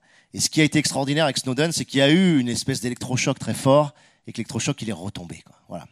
C'est-à-dire qu'on a tous été saisis, électrisés, et puis on est tous revenus en gros dans nos vies, et puis on a continué à surfer avec Google, avec Facebook, avec tous ces réseaux. Donc c'est super intéressant. C'est super intéressant parce que c'est la preuve pour moi que le choc cognitif n'est jamais suffisant. Voilà. C'est-à-dire que cérébralement, conceptuellement, on a tous compris qu'on est tous surveillés en permanence, d'accord ? Mais affectivement, corporellement, dans nos vies, dans le quotidien, ça ne produit pas d'effet direct, mesurable et incarné. Et comme il n'y a pas d'effet mesurable et incarné, on n'arrive pas à modifier nos comportements, quoi. Voilà. C'est-à-dire que la seule possibilité, ça serait que ça nous arrive vraiment, que ce contrôle-là, que cette intrusion-là touche nos vies, quoi. Voilà. Alors moi, ça commence à m'arriver certains trucs, parce que voilà, appartenant à l'extrême gauche, à l'ultra gauche, je commence à avoir des effets, tu vois. Mais généralement, tant que tu viens pas toucher les bords de ce que j'appelle la normosphère, tu vois, la norme, c'est une espèce de sphère, tant que tu viens pas toucher les bords, t'es pas électrisé, t'es pas emmerdé, tu vois. Et donc, t'as aucune raison de penser que c'est vraiment grave, Snowden, tu vois, ou que c'est vraiment grave, la surveillance généralisée. T'es pas touché, c'est qu'au moment où tu vas toucher la bordure, que tu vas commencer à payer cash le truc. Donc, très compliqué. Mais moi, en tout cas, voilà, c'était vraiment la preuve que moi, j'ai longtemps cru que voilà, s'il y avait un choc, on a cru pendant longtemps le lanceur d'alerte, le choc de révélation, tu vois, le côté choc de révélation, et que tout va changer, tu vois. Et le mec, il a mis sa vie en jeu, et je trouve ça héroïque complètement. Il a mis totalement son jeu en jeu, sa vie a basculé au moment où il fait la révélation. Et ce mec-là a une vie détruite aujourd'hui, tu vois, en tout cas absolument plus libre. Et il a pensé que ce choc de révélation allait. Alors, on y pense tous, mais ça n'a pas changé tant que ça. Donc, c'est quand même super angoissant, ouais, Snowden.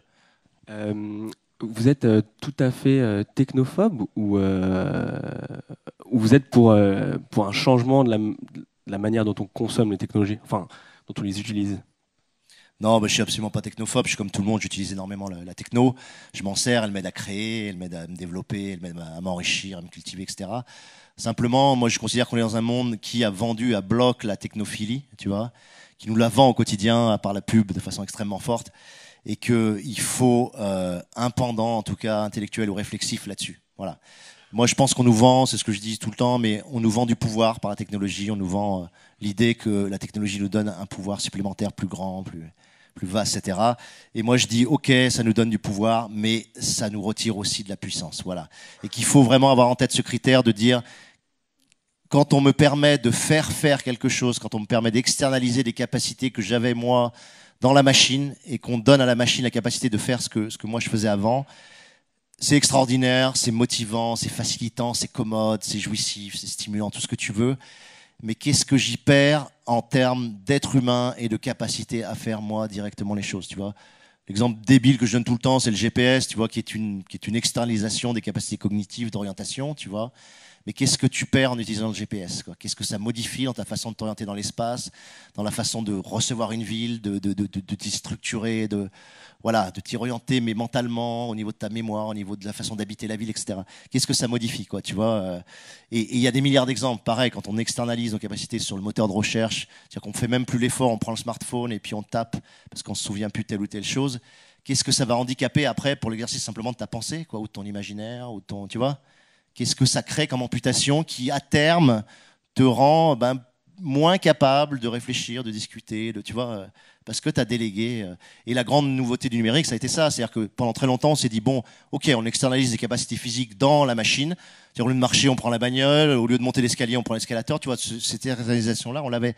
Mais le grand changement, ça a été qu'on l'a fait maintenant sur le cognitif. Voilà. Donc, capacité de structurer une journée. Alors, on a des applis d'agenda, de mémoriser. Alors, on a les moteurs de recherche, de s'orienter. Alors, maintenant, le GPS, tu vois. Et par rapport à ça, de toujours poser la question. Alors, tu peux parfaitement utiliser le GPS et garder toutes tes capacités d'orientation. C'est pas ça qui va te mutiler, forcément. Mais il faut l'avoir en tête. Voilà. Et interroger chaque techno qui arrive, au moins sur ce critère-là, en disant, très bien, vous m'avez vendu un truc magnifique, mais qu'est-ce que moi j'y perds, en quoi mes capacités directes sont impactées, quoi, tu vois. Moi, je crois beaucoup à ça, voilà. Je crois que c'est important, en tout cas, de poser ces questions-là. Et après, bon, moi, je crois beaucoup à tout ce qui est bricolage, hacking, etc. Je pense beaucoup que se réapproprier la technologie, c'est savoir coder, savoir utiliser le logiciel, savoir se protéger en termes d'anonymat, savoir voilà, prendre place sur la technologie et pouvoir agir sur la technologie directement. Je pense que c'est hyper important, tu vois, voilà. Avant, les bagnoles, tu pouvais les trafiquer comme tu voulais. Aujourd'hui, tu mets une carte électronique et tu peux plus t'y toucher. Ce qu'on appelle l'hétéronomie technique, c'est-à-dire que on t'empêche d'être autonome sur la machine et sur la capacité à la transformer, à la modifier, tu vois. Un vélo, on reste encore capable, si la chaîne saute, de prendre la chaîne et de la remettre. Ou si tu crèves, voilà, t'es pas obligé de changer toute la roue. Tu es capable, normalement, de mettre une rustine et que ça redémarre. Aujourd'hui, la plupart des technologies qu'on nous met en place, typiquement Apple, hein, qui est le sommet de cette logique d'hétéronomie, ben voilà, tu n'as plus voilà, t'as plus de puissance sur la sphère technique. Donc ça, oui, pour moi, c'est grave. Ouais. Enfin, c'est pas que c'est grave, mais ça réduit de beaucoup de degrés ta liberté. Voilà. Une question qui traverse aussi, je trouve, la zone du dehors, c'est la question de la violence politique. Et j'aurais voulu savoir quel est ton rapport à ça et quels sont les modes d'action qui te sont parlants. Ah, j'aime bien qu'on me pose celle-là. Moi, je suis complètement halluciné par l'espèce de condamnation absolue, réitérée, folle de la violence, quoi. Tu vois, moi, je considère qu'on est dans un système ultra violent pour certaines catégories de la population. Je vais te prendre les migrants, par exemple. Je trouve ça d'une violence incroyable d'empêcher un bateau comme l'Aquarius, hein, dont je suis un soutien, d'aller repêcher des migrants qui sont en train de crever en mer, qui sont en train de se noyer en mer, tu vois. Ça, je trouve que c'est d'une violence, mais absolument évidente, massive. Et cette violence-là, ça touche très peu de gens, ça va être perçu par violence par très peu de gens. Par contre, un gars qui va arriver, qui va prendre un pavé, qui va défoncer un Starbucks, tu vois, à côté, là, vers les Champs-Élysées, on va faire, oh là là, la violence, le truc, tu vois. Et moi, bon, déjà, tu te dis, bon, qu'est-ce que vous appelez violence, tu vois? Il y a la violence contre les biens, la violence contre les personnes, qu'est-ce que ça veut dire, quoi, tu vois? On a l'impression que tu dis le mot violence et tout de suite, il faut faire ça, quoi. À ma connaissance, la violence sur les personnes, aujourd'hui, c'est plutôt la police qui est assez bien placée, tu vois, dans ce mode-là. Hein, on l'a vu sur le nombre de mutilés, de blessés, en utilisant des armes qui sont des armes de guerre, quoi. Tu vois, utiliser la grille F4, je suis désolé, c'est absolument scandaleux. Utiliser le lanceur de balles et tirer en pleine tête, c'est scandaleux, tu vois. Donc la violence, elle est légitimée, habitée, cautionnée par Macron, cautionnée par le gouvernement comme quelque chose de normal, tu vois. Quand il s'agit pour les flics de s'attaquer à des manifestants, tu vois. Par contre, un manifestant qui, lui, à main nue, si tu veux, va taper sur les casques d'un flic parce qu'il a la chance d'avoir été boxeur professionnel, on trouve que c'est d'une violence extraordinaire, tu vois. Mais moi, je trouve ça juste génial, je trouve ça juste beau ce qu'il a fait, tu vois. C'est d'une classe, mais absolue, tu vois. Je trouve ça, c'est classe, quoi, tu vois. Moi, je vois le mec à main nue qui attaque, je me dis, putain, mais qu'est-ce que c'est beau, quoi, tu vois, voilà. Et que ce mec-là soit condamné, qu'on en fasse un truc, mais c'est fou, quoi, tu vois. Je trouve ça fou, voilà. Donc je trouve qu'il y a une espèce de manipulation du concept de violence qui est absolument incroyable. Moi je suis comme Baudrillard, je trouve que pas du tout qu'il y a beaucoup de violence, je trouve qu'il c'est incroyable qu'il y ait aussi peu de violence, quoi. Tu vois, vu la violence du système, je trouve ça incroyable qu'on ait attendu aussi longtemps pour avoir un mouvement comme les Gilets jaunes, tu vois, et aussi longtemps pour avoir des émeutes, tu vois, ça me paraît incroyable, tu vois, vraiment. C'est plus la capacité que les gens ont à encaisser qui est extraordinaire, tu vois. C'est la capacité d'atermoiement des gens qui est extraordinaire. C'est pas la violence. La violence, elle est naturelle, elle est légitime, c'est une expression. Et moi, je crois beaucoup qu'en plus, qu'en libérant une violence que tu as subie, c'est-à-dire en redéclenchant une violence opposée à celle que tu as subie, c'est psychanalytiquement extrêmement important, soulageant et sain pour le corps social, tu vois. Moi, je trouve ces émeutes saines, voilà. Donc voilà, quand tu dis ça dans les médias, tout de suite on te saute dessus, tu vois, Léa Salamé. Mais est-ce que vous condamnez la violence? Est-ce que vous condamnez la violence? Tu vois, comme si... putain, mais c'est bon, arrêtez tout, quoi. Tu vois, et en plus, cette violence, elle est infiniment plus faible que tout ce qu'on a vécu les siècles précédents. Quand ils analysent, les sociologues analysent la violence, ils disent, mais par rapport au 19e siècle dans la rue, on est à des milliards de kilomètres en termes de violence. Il y a très très peu d'homicides, il y a très très peu de violence en réalité en société. Par contre, notre seuil de tolérance à la violence est devenu... mais ça, c'est le techno-cocon aussi, tu vois, c'est toute cette espèce de sphère ouatée dans laquelle on vit, quoi, qui fait que tout ce qui est étrange, nous... Voilà. Donc voilà, moi, en tout cas, tu m'entendras jamais condamner les violences. Alors ça, c'est... En tout cas, pas ces violences-là. Hein, tu vois. En tout cas, pas les violences des gilets jaunes et de ce qui se passe. Tu vois. Alors après, s'il tire une balle dans la tête d'un flic, ok, on peut discuter, tu vois, mais sinon, non, mais ça me rend fou, moi. Ouais. Non, mais j'attends le moment où un coup, je serai invité vraiment dans un gros média pour alors là, mais je vais péter les plombs, quoi. Tu vois, vraiment. Je vais péter les plombs parce que genre, je supporte plus ce truc, quoi. Tu vois. Je trouve ça d'une tellement malsain, tellement. Je trouve que c'est tellement scandaleux, quoi, tu vois, et on parle jamais des violences d'où viennent. Les mecs, ils se révoltent pas pour rien, ils se pètent pas les plombs pour rien, quoi, tu vois. Ils ont rien demandé, ces mecs-là, quoi, tu vois. À un moment donné, ce qu'ils subissent, c'est bah ok, putain, tu vois, moi je comprends pas. Enfin voilà, c'est moi qui m'énerve, tu vois, mais ça fait du bien, ça fait du bien. Ouais, Bonsoir, merci. Juste, j'avais une question concernant l'imaginaire et peut-être la manière dont il est étriqué, par exemple sur les films de super-héros. Enfin, on se retrouve avec des choses, une espèce d'imaginaire invasif, quoi. Et j'avais entendu aussi des choses sur les jeux vidéo. Enfin, je vous avais entendu parler de ça et que personne véritablement s'inquiète des scénarisations qui se développent à ce niveau-là. Et voilà. Juste... Ouais, c'est un très beau sujet. Enfin, moi, j'essaye de réfléchir beaucoup à cette idée de combat des imaginaires ou de guerre des imaginaires, parce que je pense qu'il est important. C'est-à-dire qu'on passe beaucoup de temps dans des mondes virtuels, fictifs, parce qu'on joue à des jeux vidéo beaucoup, parce qu'on regarde beaucoup de séries télé, parce qu'on voit beaucoup de films, qu'on écoute beaucoup de musique. Donc la vie culturelle des gens est quand même quelque chose d'assez vaste, et donc l'imaginaire dans ce cadre-là a une importance, parce qu'il représente une grande partie finalement de nos vies. Et donc il y a une responsabilité en tant qu'auteur de SF à se positionner dans ce champ-là. Moi, ce que je trouve grave, voilà, c'est que sur les films, par exemple, de super-héros américains, très souvent, ils sont construits sur l'identification par admiration. Tu sais, tu as deux grandes sortes d'identification. Quand tu bâtis un personnage, c'est pareil que ce soit au théâtre, en fiction radio ou en roman, tu bâtis un perso, ton récit va fonctionner parce que le lecteur, le joueur, l'auditeur, tout ce que tu veux, va créer une identification au personnage. Et c'est une des clés des récits, c'est une des clés de l'attachement à une série, à un film. Bon. Cette identification, il y a deux grandes façons de le faire. C'est Aristote qui l'a posé il y a donc un bout de temps. Soit tu t'identifies par admiration, soit tu t'identifies par familiarité. Et quand tu t'identifies par admiration, ça veut dire qu'on te montre un personnage que tu aimerais être, que tu admires. Tu te dis, putain, j'aimerais trop être comme lui, quoi. C'est le super-héros. Et puis t'identification par familiarité, où tu te dis, ce personnage a des failles et plein de brèches, mais je m'identifie à lui parce qu'il me ressemble. Finalement, il est proche de moi, tu vois. Alors l'extrême, c'est littérature blanche, identification par familiarité, ou film français, tu vois, d'auteur. Et à l'autre extrême, identification par admiration, le film de super-héros américain. Bon, c'est beaucoup plus compliqué que ça, mais en gros. Et moi, ce que je trouve grave dans ce système-là, c'est que si tu veux, tu fais pas progresser les gens si tu leur montres pas des situations qui sont proches des leurs, tu vois. Ou si tu ne mets pas dans une situation où l'identification par familiarité va permettre que tu rentres dans le personnage et t'évolues avec lui. Pour moi, un grand film, un grand livre, c'est tu as un personnage qui est plein de failles, plein de faiblesses, qui te ressemble, en tout cas sur lequel tu as plein de points d'accès au personnage, et tu évolues avec lui, et tu te bats avec lui, et tu progresses avec lui, tu vois. Et l'arc narratif te fait faire tout le chemin avec ce personnage qui au départ était assez proche de toi, tu vois. Bon, c'est exactement ce que j'ai pas fait dans La Horde, par exemple, tu vois. Voilà. La Horde, c'est quand même beaucoup d'archétypes, c'est quand même beaucoup d'identification par admiration, tu vois, et c'est critiquable. Mais il y a quand même des personnages comme Sov, voilà, Aoi, etc., qui sont des vrais personnages où tu rentres avec leurs faiblesses et tu remontes avec eux, tu vois. Bon, donc moi, c'est ça qui m'inquiète plus. Ces imaginaires-là, ça fait que tu permets pas aux gens de s'empuissanter, tu permets pas aux gens de prendre place dans un imaginaire de transformation, tu vois. Et le deuxième gros truc que moi, je supporte pas dans ce type de truc, c'est... j'appelle ça imaginaire. Alors c'est basique ce que je vais faire là, mais imaginaire de droite, imaginaire de gauche. L'imaginaire de droite, c'est la situation est ultra pourrie, typiquement le post-apo, quoi, tu vois, typiquement.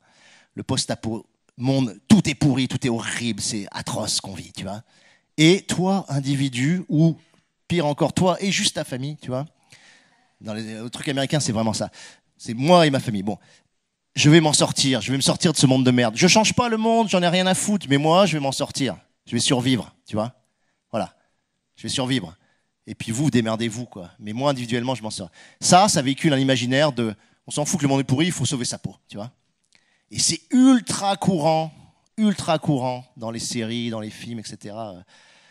Moi, j'aime bien les films, voilà, où tu te rends compte qu'un groupe d'individus, ils se lient, tu vois, comme disait Georges, à un moment donné, voilà, il y a des liens, il y a peut-être une noosphère, mais peut-être pas une noosphère, mais en tout cas, un ensemble de liens qui se créent et qui font que les gens, ensemble, se sortent d'une situation. Voilà. Donc la Horde reste heureusement accrochée à un imaginaire de gauche grâce à ça, parce que c'est les 23 qui ensemble arrivent à faire quelque chose. Tu vois, ouais. Donc, en tout cas, pour répondre à ta question, c'est quand tu écris, quand tu fais un jeu, etc., tu dois réfléchir à la façon dont l'imaginaire que tu portes va impacter. Tu véhicules des valeurs, que tu le veuilles ou non, et ta narration véhicule des valeurs. Moi, quand j'écris en polyphonie, c'est-à-dire que chaque personnage a un point de vue, je bâtis l'idée que la réalité peut se voir de plusieurs points de vue. Je ne suis pas dans ce qu'on appelle le fascisme de l'omniscience, tu vois, où tu as un seul narrateur, qui t'explique tout, tu vois. Donc tu véhicules un imaginaire. Voilà. Moi, je véhicule un imaginaire, en tout cas dans mes livres, qui est un imaginaire polyphonique. Voilà. Tu peux trouver le livre nul, mais en tout cas, c'est vu d'un ensemble de personnages, quoi. Voilà, qui sont différents, qui ont des personnalités différentes, qui s'entendent pas forcément, tu vois. Donc oui, voilà. Mais il faut faire gaffe aux imaginaires. Bon, bref, on entend Baudrillard, on entend Deleuze. Je voulais savoir si Byung-Chul Han, c'est une lecture que vous avez faite. C'est un philosophe coréen qui enseigne à Berlin, ouais. Qui a commis Réflexion numérique, La Nuée, La Société de la Transparence. Ah, ça me dit quelque chose. Ça. Comment il s'appelle? Byung-Chul Han. Oui. Voilà. Il a pris la Libye d'aller faire des études de mécanique en Allemagne. En fait, il a fait une thèse sur Heidegger à la place. Et voilà. Ouais. C'est quelqu'un qui a vraiment élaboré une technocritique. Parce que tout à l'heure, j'ai entendu vous êtes technophobe. Et qu'est-ce que c'est fatigant d'entendre toujours ça. C'est-à-dire que je fais partie des personnes qui essayent de résister. Et j'entends tout le temps technophobie. La phobie, c'est de la peur. Donc, c'est complètement pas raisonné. C'est quelque chose qui est de l'ordre de l'émotion. Et pourquoi on n'a pas le droit d'avoir une critique? Il y a des critiques de cinéma, il y a des critiques en littérature, une technocritique. Et pourquoi la technocritique, elle est tellement caricaturée? Comment on fait? Quand on a essayé X arguments, moi j'ai beaucoup d'espoir dans la SF, du coup. Les arguments philosophiques ne marchent pas, les arguments écologiques ne marchent pas, les arguments politiques ne marchent pas. Qu'est-ce qu'il faut faire? Parce qu'on dit on est tous dans un cocon. Moi, je sais que quotidiennement, j'essaie de me mettre au boulot par rapport à des absurdités et je passe tout le temps pour la chieuse de service, quoi. Donc, comment on fait? J'aimerais avoir la réponse, tu vois. Mais non, mais par contre, il y a un rôle de la science-fiction et du récit dans la capacité. Nous, on a une chance extraordinaire, c'est que contrairement à un tract militant, contrairement à un très bon article scientifique ou même un très bon article politique, on va pouvoir utiliser des vecteurs qui sont ceux de la perception, de la sensation, de l'affect. C'est-à-dire qu'on est sur des champs qui sont aussi des champs émotionnels, qui sont des champs perceptifs. C'est-à-dire qu'on peut transmettre une perception, par exemple, dans un livre. Et si tu transmets bien une perception, déjà, souvent, tu permets aux gens de voir les choses différemment, de les ressentir différemment. Et du coup, d'enclencher une sorte de transformation. Donc, on a ce pouvoir précieux, j'ai envie de dire, à nous de l'utiliser bien, tu vois. Mais c'est valable pour tous les arts. Hein, mais l'artiste, c'est quoi l'esthétique? L'esthétique, c'est la manière de ressentir, c'est ça que ça veut dire. Donc, tu modifies la façon de ressentir des gens. Voilà. Moi, j'espère, quand les gens rentrent dans un livre, dans mon livre, dans les livres que je fais, qu'ils en ressortent avec une énergie différente, avec une perception différente. C'est ça le but, tu es une machine à transformer de l'énergie, en fait, hein, tu vois, en espérant que l'énergie qui sorte soit plus intense que celle qui soit rentrée, quoi. Mais voilà. Merci beaucoup, merci beaucoup. Et